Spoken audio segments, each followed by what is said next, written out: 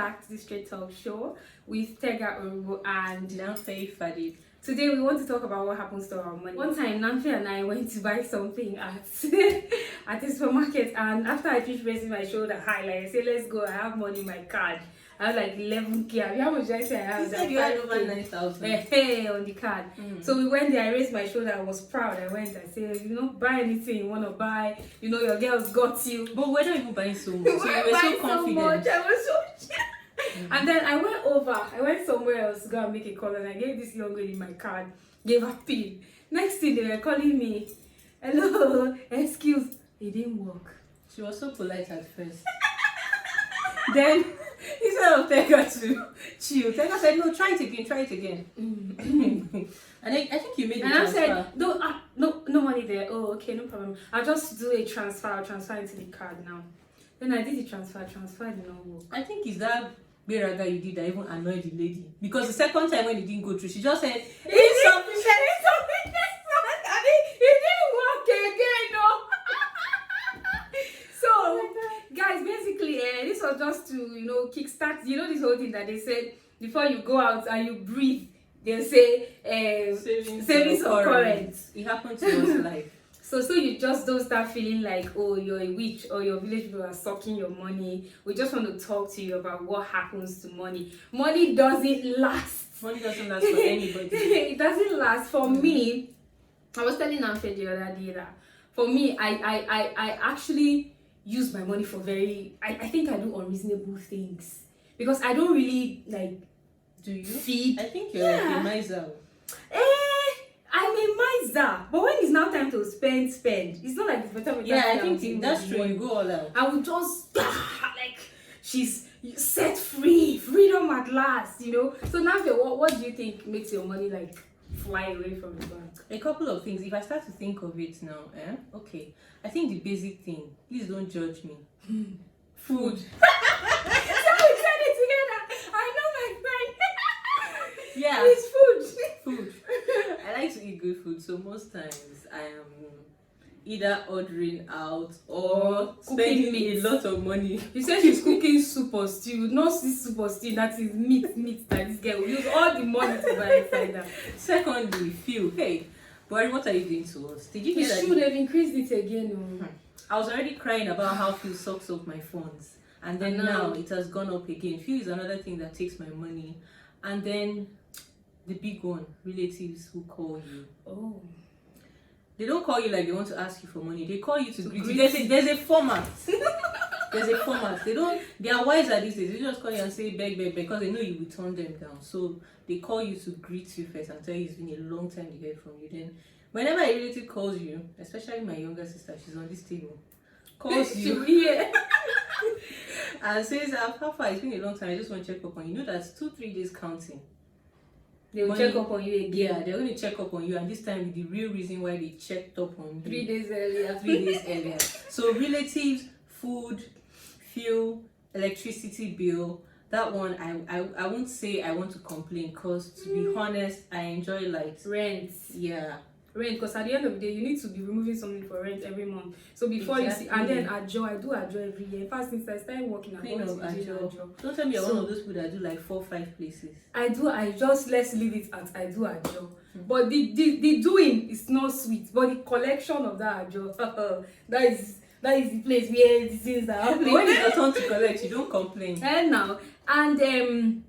me, I think I buy unreasonably. I'll just put things in my cart. You see Jumia, ASOS, AliExpress. I'll just listen, I'll put food for I'll buy. But there's something someone told me that can help with this whole bad shopping habit, right? You put the things you want in your cart, right? And then you just forget about it. Maybe 2-3 days later, you go back and look at it. You start seeing some things that, should I really buy this thing? This thing is not really necessary. Before you've cut back on what you normally would spend. Yeah. But Jumia makes it hard. Jumia, stop sending me email that, hi Tega, you left something in your cart. It's me that left it there. I know that. That's so right. I don't know who sent you to go and sign up on their. I'll be sleeping in the night. I'll hear, and their alert comes in one funny. It's distinct from every other alert that comes into my phone. It's so annoying. We know we left it. Please stop reminding me. I'm trying to discipline myself. Yeah. Also, Piggy bank. As much as we spend money up and down, I feel like these are also ways that we can save money. If you know piggy bank, it's piggy vest. Now, when I first started, I've introduced a lot of people to piggy bank. You introduced me because I signed up on it. They should be dashing me money, you know. But the good thing is you can set automatic alerts on your piggy bank, so it will just be removing something from your account weekly or daily or monthly, depending on what you want. Yeah, and then you can also do bulk safe lock. They call it safe lock. That is dangerous. It's your money now. I just help you to save. Remove my last cash. That will beat you now. You've been hungry before. Did you die? You won't die. Okay. But you know that this whole saving thing, Sha, is good. There's something I learned from one of my friends a few years ago. For every amount of money, Precious, her name is Precious. Every amount of money she gets, she saves something. So me now, I try to do that. When I get any money, I try to remove something and send to my Zenith account first. That's where I save. That's a good saving habit. I just send there first before I start to spend. So I've been doing that for a few years and it has really, really helped. And what I did was I started it with GT. When I was doing it with GT, I signed something. I went to the bank. I signed that they shouldn't give me withdrawal slip. They shouldn't give me withdrawal slip. They shouldn't give me ATM on that account. Okay. And so I can't withdraw. I can only deposit. So if at any point I want to withdraw or change whatever, I have to come and write another letter authorizing them to. So because of the process, thank you, I wouldn't want to go there. So it helped me to save. But now I don't have that with my Zenith because I have like steady funds now, so I don't get desperate enough. But if I get desperate, I still go, but not like before. So I don't. But just in case you don't have as much discipline to leave the money alone, you can do that. I don't like going to the bank, so it works for me. When I think about going to my GT, my Zenith that I have now, no ATM, no internet banking, nothing is enabled. I have to go to the bank, so it really helps discipline me. So that's another way. I know you told me about another saving habit that has worked for me. Yeah, I was going to come to that. Is Mansard Insurance. I think I first tried it sometime in 2015, and ever since it has been my saving grace. I remember the first time I moved into Abuja, Mansard Savings helped me to pay my rent. Yeah, the money I saved up. Yeah, so I started with saving 20,000 naira every month. So every month I had a standing order on my GT bank accounts. Every month they debit 20,000 naira, and I think at the end of 2 years, I got back my money with an interest of about 80,000 naira. That's a lot. It's not bad. That's a lot because if you're going to put that money in a regular savings account, it won't earn you that much, and then you know that you have much money stashed up somewhere. And I think they are what's it? Oh, what am I saying? I can't help you because I have no idea what you're trying to say. Their operation model is quite flexible, you know, and then if you ever have to withdraw your money before the date of liquidation, the day you set for liquidation, they will give you your money without penalty. Yeah, no, the only penalty is you're going to lose your interest. Oh, yeah, that's a serious. So my 80K will go. Yeah, but they will give you your money. They don't give stories. They've never told me stories. In fact, sometimes they pay me a day before the due date. Nice. They've never told me so. I think they have some other savings policies as well. But the life savings policy is the one that has worked for me so far. So you guys can try it. You can check out. I think their office in Abuja is somewhere around Swanya Center in Garki. Yeah. Oh, okay. So you could Google it in other states.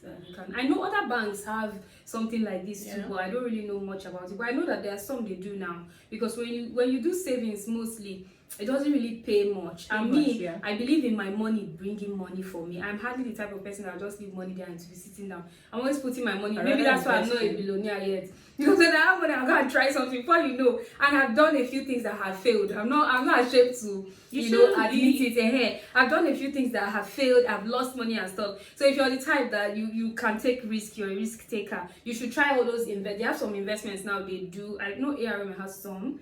First Bank, I've heard of ARM and First Bank.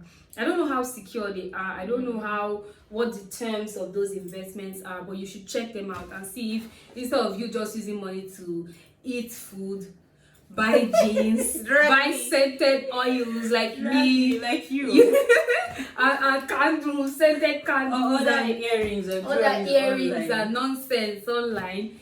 You could just, invest, especially when you have more money than us. We that were talking about money is small, it's not, we're growing. But when you have like good money, try to and try to focus on long term as well. One thing I've noticed is if you rush something and you want to get your money out now, you want to do short term stuff, it doesn't really pay you as much as you want to spend money now. You should learn to plan for the future. Even if you don't have kids, you can start a saving accounts, like education saving accounts for your future kids.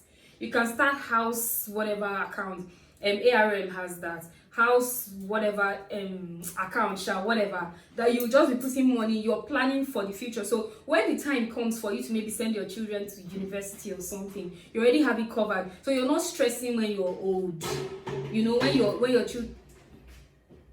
So you're not stressing when you're old, when your children are ready to go to uni and all. You already have things planned out. So that's what investing can do for you. It's risky, but there are different types. We'll talk about investments another day. I have a few ideas about that. I'm sure you have some too that we can share. But for today, we would like to know. I know a lot of you are just looking at us like, what are this one saying? Because people are on that table of the money where I get you no go finish, so no problem. Or YOLO, you only live once. Chop out today. There's something that somebody told me. It's you. She said, let me chop my money because if I die now, next of kin. It was you nothing. She said if she die now, next of kin go chop. Don't be like nothing. But I still say, don't money. listen to me. I just say that I hope you guys do too, because it's really, really handy, and it comes up for you, or it comes through for you at times when things are really tough and you.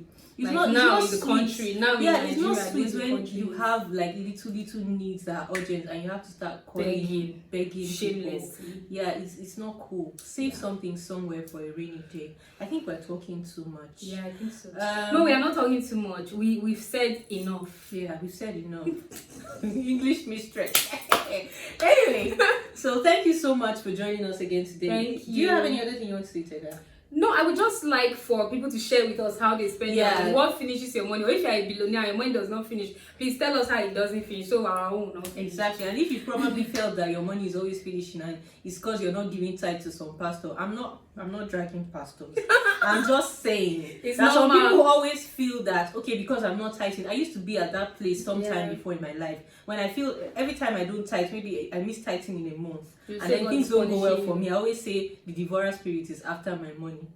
There will always be bills. There will always be bills. It's not. I'm not saying don't tithe. It's good to tithe. It's good to tithe. No, that's not the point. What I'm trying to say is your money is not finishing because someone is after you, or because the devourer spirit is after you. It's because you have last problem. No, they finish. All this problem no they finish. As you dey jai, try to save. I like that. As you dey jai, waiting, try to save. So thank you so much for joining us. Please don't forget to subscribe to our YouTube channel and follow us on Instagram at The Straight Talk Show. Drop your comments as well, and please share our posts as much as you can. We love you. See you again next time. Bye. Mwah.